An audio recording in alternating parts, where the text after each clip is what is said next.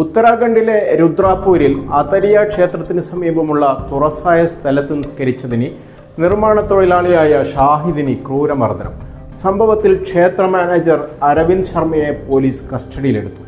റമദാൻ മാസത്തിൽ നടന്ന ഈ സംഭവം പ്രദേശത്ത് വലിയ പ്രതിഷേധത്തിന് കാരണമായിട്ടുണ്ട്. ദിവസക്കൂലിക്കാരനായ ഷാഹിദ് അടുത്തുള്ള നിർമ്മാണ സ്ഥലത്ത് ജോലി ചെയ്യുന്നതിനിടെയാണ് ക്ഷേത്രത്തോട് ചേർന്നുള്ള പറമ്പിൽ നിസ്കരിക്കാനെത്തിയത്. അടുത്ത് പള്ളികളോ മറ്റ് സൗകര്യങ്ങളോ ഇല്ലാത്തതിനാൽ കഴിഞ്ഞ 3 ദിവസമായി അദ്ദേഹം ഇവിടെ പ്രാർത്ഥന നടത്തി വരികയായിരുന്നു. എന്നാൽ ഈ സ്ഥലം ക്ഷേത്രത്തിൻ്റെ സ്വത്താണെന്ന് അവകാശപ്പെട്ട അരവിന്ദ് ശർമ്മ ഷാഹിദിനെ തടയുകയും മർദ്ദിക്കുകയുമായിരുന്നു. വടി ഉപയോഗിച്ച് മർദ്ദിച്ച ശേഷം ഷാഹിദിനെ കൊണ്ട് ജയ് ശ്രീറാം വിളിപ്പിക്കുകയും ചെയ്തു. ബ്രാഹ്മണന്റെ സ്ഥലത്താണോട നിസ്കരിക്കുന്നത് എന്ന് ചോദിച്ചായിരുന്നു മർദ്ദനം. ഷാഹിദിനെ വൈദ്യപരിശോധനയ്ക്ക് വിധേയമാക്കിയതായും പരിക്കുകൾ ഗുരുതരമല്ലെന്നും പോലീസ് അറിയിച്ചു. മർദ്ദന വിവരം പുറത്തുവന്നതോടെ പ്രാദേശിക നേതാക്കളും നാട്ടുകാരും സംഭവത്തെ ശക്തമായി അപലപിച്ചു.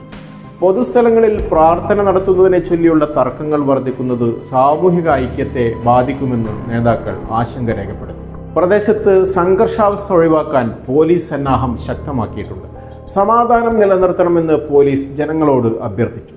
ഭൂമിയുടെ ഉടമസ്ഥാവകാശം സംബന്ധിച്ച രേഖകൾ പരിശോധിച്ചു വരികയാണെന്നും നിയമലംഘനം നടത്തുന്നവർക്കെതിരെ കർശന നടപടി സ്വീകരിക്കുമെന്നും അധികൃതർ വ്യക്തമാക്കി.